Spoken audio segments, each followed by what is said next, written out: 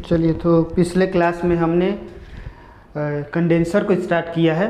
तो उसमें हमने क्या क्या देखा था, क्लासिफिकेशन देखे थे, फंक्शन देखे थे और स्टीम कंडेंसर क्या होता है वो देखे थे। अब हम लोग डिटेल में जो हमने जेट कंडेंसर क्या था कि जहाँ पे जो हमारा स्टीम जो इंजन से आ रहा है और कूलिंग वाटर दोनों को हम लोग डायरेक्टली मिक्स कर दे रहे हैं, तो वैसे कंडेंसर को हमने देखा था कि जेट कंडेंसर कहते हैं। क्लियर है?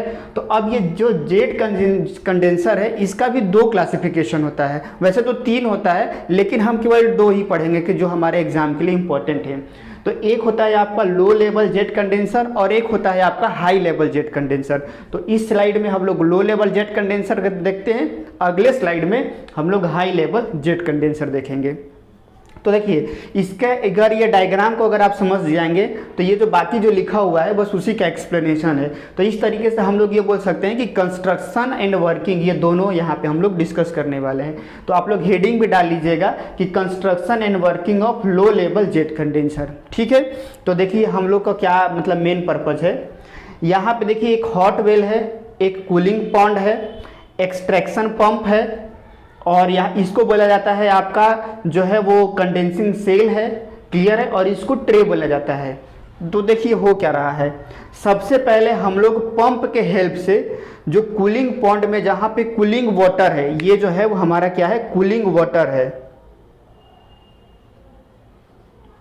ये वाटर है, वाटर को पंप के हेल्प से जो भी हमारा ये जो सेल बना हुआ है, इस सेल के टॉप में यहाँ पे हमने क्या किया है, पंप कर दिया। अब यहाँ पे आपको दिख रहा होगा यहाँ पे स्प्रे टाइप से लगा हुआ है। अब ये वाटर को क्या कर रहा है, स्प्रे के फॉर्म में यहाँ पे ये एक्यूमुलेट कर रहा है और इसके नीचे में एक ट्रे लगा हुआ है कि जो वाटर को क्या करेगा, एकदम बारीक स्प्रे के फॉर्म में उसको यहाँ पे आएगा, ये स्प्रे के फॉर्म में उसको वो नीचे की तरफ डिसेंड करने की कोशिश करेगा। अब क्या हो रहा है कि यहाँ पे एक पाइप कनेक्टेड होगा जो डायरेक्ट जो हमारा जो टरबाइन होता है, तो टरबाइन से जो भी एग्जॉस्ट होता है स्टीम, उसको हम लोग यहाँ से लाएंगे और ऊपर से हम लोग क्या कर रहे हैं, वाटर को स्प्रे के फॉर्म में स्प्रे छिड़काव टाइप से कर रहे हैं। यहाँ पे ये जो स्प्रे लगा हुआ है, ये जो स्प्रिंकलर लगा हुआ है, इससे हम लोग वाटर को क्या कर रहे हैं, स्प्रे कर रहे हैं और यहाँ पे हमारा स्टीम आ रहा है। तो अब ये क्या हो रहा है कि दोनों हॉट वाटर, ये स्टीम जो कि एग्जॉस्ट हुआ है टरबाइन से और ये वाटर दोनों यहाँ पे क्या हो रहा है, मिक्स हो रहे हैं। और जब यहाँ पे ये मिक्स हो जाएंगे तो ऑब्वियसली जो हमारा जो स्टीम रहेगा वो कंडेंसेशन स्टार्ट हो जाएगा उसका। तो यहाँ पे हमारा स्टीम का कंडेंसेशन स्टार्ट हो जाएगा और कूलिंग वाटर का थोड़ा टेम्परेचर इंक्रीज हो जाएगा। तो जब अब इन दोनों मिक्सचर को एक एक्सट्रैक्शन पंप लगा रहेगा, उसके हेल्प से हॉट वेल में हम लोग सप्लाई कर देंगे।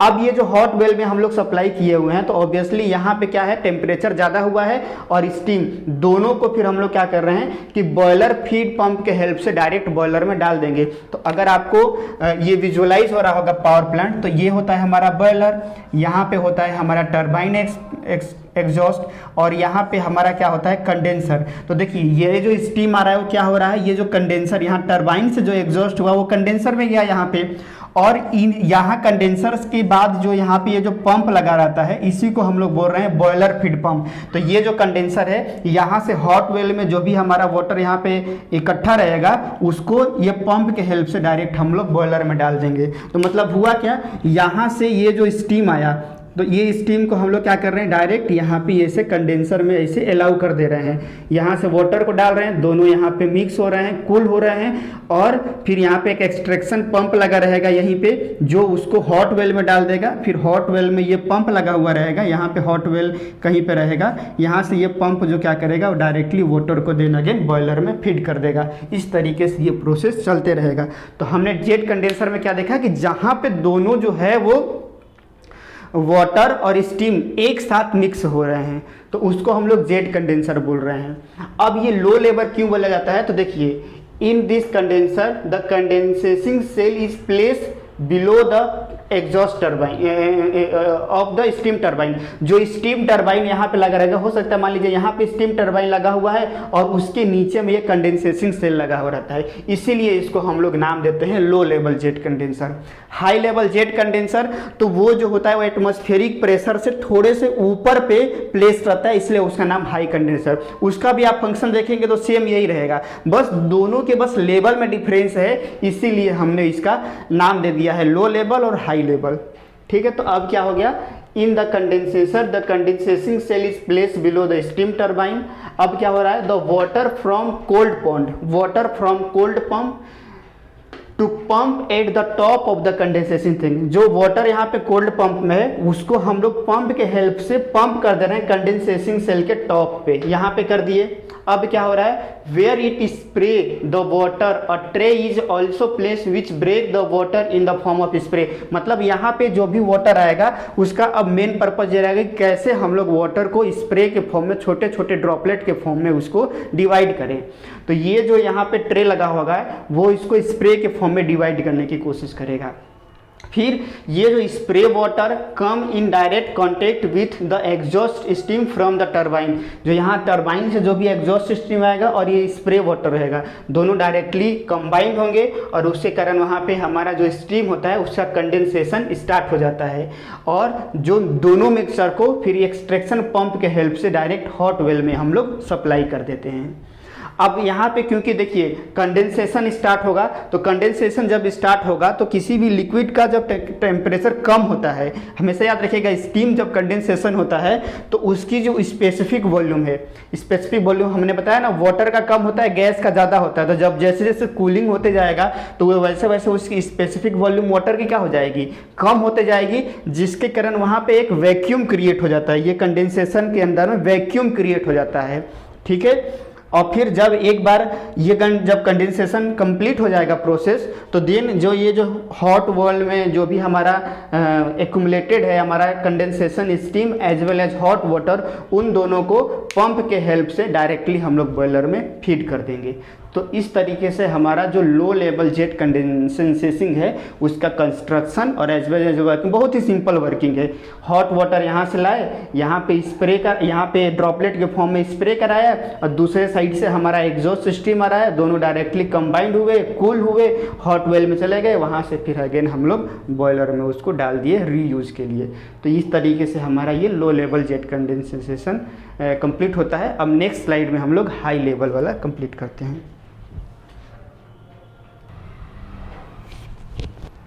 देखिए सो नेक्स्ट हम लोग जो है वो हाई लेवल जेट कंडेंसर के बारे में देख लेते हैं।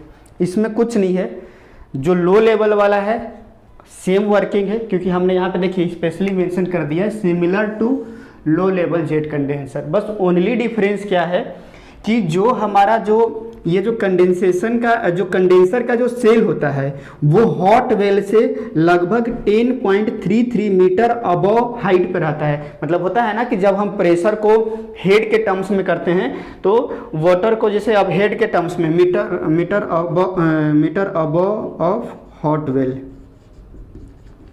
तो अगर हम इसको बार में कन्वर्ट करेंगे या प्रेशर में कन्वर्ट करेंगे तो क्या हो जाता है, रो जी एच। तो इन टर्म्स ऑफ वाटर, तो वाटर का कितना हो जाएगा, अगर हम किलो पास्कल में लिखेंगे तो 1 लिख लेंगे, जी की वैल्यू 9.81 इंटू 10.33, तो लगभग अगर इसको मल्टीप्लाई करेंगे तो अराउंड 100 के आसपास किलो पास्कल के से ऊपर जितना यहाँ पे प्रेशर रहेगा उसके जस्ट ऊपर इतना प्रेशर ऊपर की तरफ, मतलब कि कम प्रेशर पे इसको हम लोग प्लेस्ड करते हैं। क्लियर है? तो ऑब्वियसली हमने अब क्या बोला था कि जो एटमॉस्फेरिक प्रेशर होता है उससे कम प्रेशर पे, तो ऊपर की तरफ जाएंगे तो हमारा क्या हो जाएगा, प्रेशर कम होता है, तो उससे कम प्रेशर पे हम इस पर्टिकुलर स्टीम को, इस पर्टिकुलर कंडेंसर को प्लेस करते हैं। तो ओनली डिफरेंस क्या है, बस ये याद रखिएगा कि ये जो कंडेंसर होता है वो हॉट वेल से लगभग 10.33 metre of water above place रहता है। अबव मतलब कि कम प्रेशर पे प्लेस रहता है। क्लियर है? बाकी वर्किंग सब कुछ सेम है। जैसे कैसे कूलिंग पॉन्ड है, कूलिंग पॉन्ड में हम लोग क्या कर रहे हैं, कूलिंग वाटर है, उसको पंप के हेल्प से जो कंडेंसर के टॉप है वहां पे हमने सप्लाई किया। यहाँ पे ये जो है वो ट्रे लगा हुआ है, ये ट्रे क्या कर रहा है, वाटर को स्प्रे के फॉर्म में कन्वर्ट कर दे रहा है। अब ये जो कंडेंसिंग सेल है उसके अपोजिट साइड में एक पाइप लगा हुआ है जो डायरेक्ट जो टरबाइन से जो भी हमारा स्टीम जो एग्जॉस्ट हो रहा है उसको यहाँ पे सप्लाई कर रहा है, और टॉप से ये जो वाटर आ रहा है, देन अगेन ये दोनों आपस में मिक्स हो रहे हैं और वो हॉट वेल में चले जा रहे हैं, और ये हॉट वेल से देन अगेन यहाँ पे एक पंप लगा हुआ रहेगा कि जो डायरेक्टली हमें बॉयलर को सप्लाई कर देगा। क्लियर है? तो बस ये आप डायग्राम लिख लीजिएगा, बना लीजिएगा, और बाकी जो सिमिलर वर्किंग है वो यहाँ पे आप लोग लिख लीजिएगा। मतलब थोड़ा एक एक्सरसाइज भी हो जाएगा और पिछला रिविजन भी हो जाएगा कि the water from cooling pond is pump with the help of pump at the top of the, जो वही लैंग्वेज है वही लिखना है, to the top of the condenser where tray are placed which break the water in small particle. Then the condensing cell is connected with another pipe which supply steam from the turbine exhaust, and the water from tray in form of spray as well as steam from turbine exhaust mixed together, and यहाँ से फिर ये gravity के through directly hot well में आ जाएंगे, and then hot well में जो भी हमारा कंडेंसेशन स्टीम एंड वाटर है that have to be pump to the boiler with the help of boiler feeding pump. Clear है? तो इस तरीके से हमारा जो पहला क्लासिफिकेशन था जो जेट कंडेंसर का था वो कंप्लीट होता है। क्लियर है? अब हम लोग नेक्स्ट जो भी रहेगा लेक्चर उसमें हम लोग जो सरफेस कंडेंसर है उसके बारे में हम लोग डिस्कस कर लेंगे। ठीक है? तो चलिए, ओके, थैंक यू।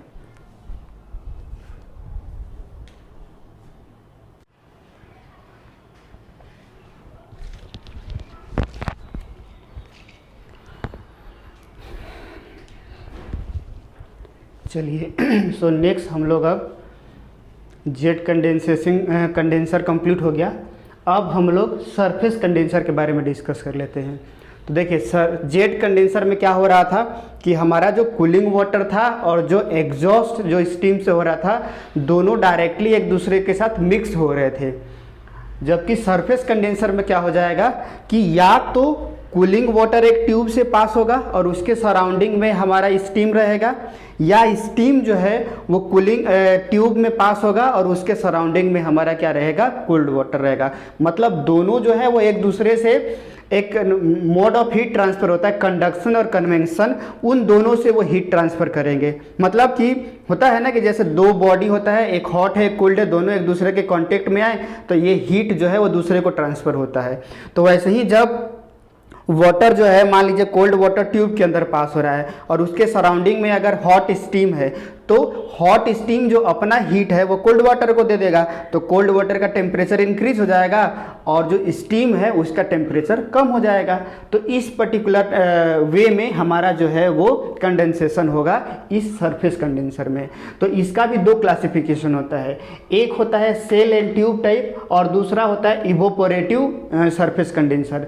दोनों में बस डिफरेंस क्या है कि सेल एंड ट्यूब वाला में क्या रहेगा कि जैसे देखिए यहाँ पे एक बड़ा सा सेल बना हुआ है, ये जो आपको दिख रहा है ये सेल है, एक बड़ा सा हॉरिजॉन्ट ये इस तरीके से सिलेंड्रिकल ये सेल है, ये जो आउटर सरफेस दिख रहा है और उसके अंदर नंबर ऑफ ट्यूब है।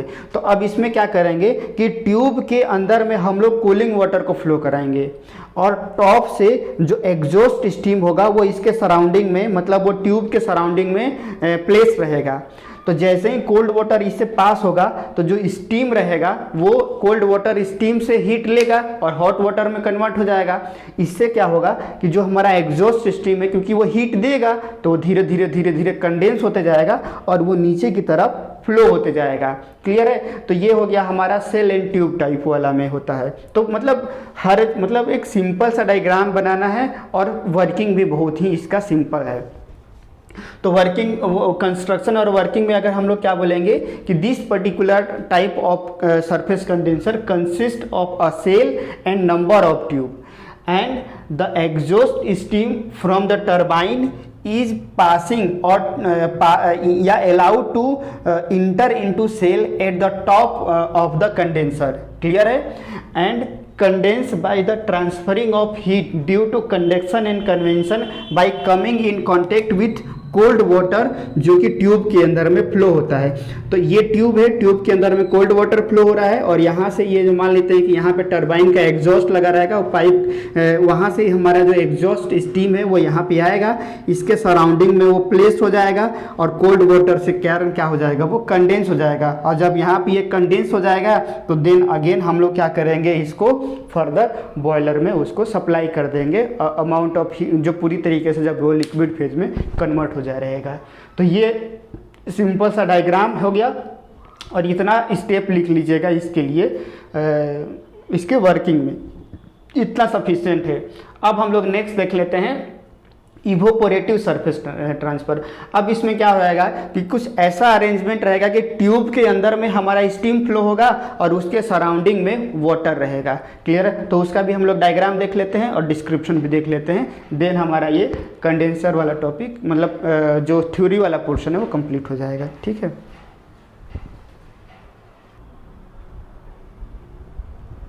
चलिए एक और बचा हुआ है जो इवोपोरेटिव टाइप सरफेस कंडेंसर, उसको हम लोग देख लेते हैं। तो जैसे देखिए यहाँ पे ये एक ट्यूब है, ये एक ट्यूब है, डबल बनाने में एक्चुअली ओवरलैपिंग हो जाएगा। इसको एक ट्यूब मान लीजिए, यहाँ पे हम स्टीम को इनलेट कर रहे हैं, मतलब जो हमारा जो स्टीम है वो इस पर्टिकुलर ट्यूब के थ्रू पास हो रहा है इस तरीके से। ठीक है, स्टीम जो है वो इस पर्टिकुलर ट्यूब के थ्रू पास हो रहा है। यहाँ पे हमारा एक ट्रे लगा हुआ है, इस ट्रे के हेल्प से हम लोग कूलिंग वाटर को यहाँ पे स्प्रे करा रहे हैं। तो अब हो रहा क्या हो रहा था, सेल एंड ट्यूब टाइप में कि ट्यूब के अंदर में वाटर फ्लो हो रहा था, जबकि इसमें क्या हो रहा है कि ट्यूब के अंदर जो ये कॉइल है या ट्यूब जो भी बोलिए, कॉइल एक्चुअली बोलना ज़्यादा अच्छा रहेगा, इस कॉइल के अंदर में हम लोग स्टीम को ट्रांसफ़र करा रहे हैं, पास करा रहे हैं और ऊपर से कूलिंग वाटर को स्प्रे करा रहे हैं। क्लियर है? और इसके कारण जब ये कूल हो रहा है तो यहाँ पे हमें कंडेंसेशन स्टीम मिल रहा है और ये जो कूलिंग वाटर जो ये ऊपर से हम लोग स्प्रे कर रहे हैं, ये फिर लास्ट में क्या हो जाएगा, एक जो पर्टिकुलर कलेक्टिंग टैंक है वहाँ पे जाके इकट्ठा हो जाएगा और वो उसी को अगेन बार बार सर्कुलेटिंग पंप के थ्रू हम लोग उसको ट्रांसफ़र कराते रहेंगे। क्लियर है? तो अब इसमें क्या हो रहा है कि जो exhaust steam is pass through a coil and cooling water is pump from the collecting tank and spray over the coil. Collecting tank से वाटर को हम लोग क्या किए, पंप किए और यहाँ ट्रे के हेल्प से उसको छोटे छोटे ड्रॉपलेट में इस कॉइल के ऊपर में स्प्रे करें और कॉइल के अंदर में हमारा स्टीम भरा हुआ है।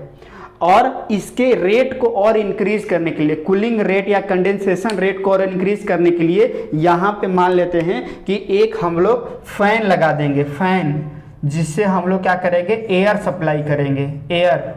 उससे क्या हो जाएगा कि जो हमारा जो रेट ऑफ जो इवोपोरेशन है वो भी हमारा क्या हो जाएगा, इंक्रीज हो जाएगा। और ये जो वाटर स्प्रे किए रहते हैं वो इस कलेक्टिंग यहाँ पे कूलिंग होते जाता है, मतलब शावर के फॉर्म में इसके ऊपर कूलिंग कॉइल के ऊपर में गिरते रहता है और धीरे धीरे कलेक्टिंग टैंक में इकट्ठा होते जाएगा। देन अगेन इसको अगेन एंड अगेन यूज करते जाएंगे। मतलब अल्टीमेटली पर्पज़ क्या है, उसको कूल करना है। तो अगर हमारा वाटर जो है वो ट्यूब के अंदर में फ्लो हो रहा है और उसके सराउंडिंग में स्टीम है तो उसको हमने cell and tube type condensation बोला। और अगर एक कॉइल के फॉर्म में अगर हम लोग स्टीम को उससे पास करा रहे हैं और उसके ऊपर शावर के फॉर्म में वाटर को स्प्रे करा रहे हैं और एयर भी, तो उसको हम लोग बोल रहे हैं इवोपोरेटिव टाइप सरफेस कंडेंसर। तो इस तरीके से जो भी क्लासिफिकेशन होता है और जो थ्योरेटिकल पोर्शन है वो हमारा स्टीम कंडेंसर का कंप्लीट होता है। अब आगे आने वाले इसमें हम लोग आगे जो भी कंडेंसर से रिलेटेड कुछ हैं वो देख लेंगे। ठीक है, चलिए तो नेक्स्ट क्लास में मिलते हैं।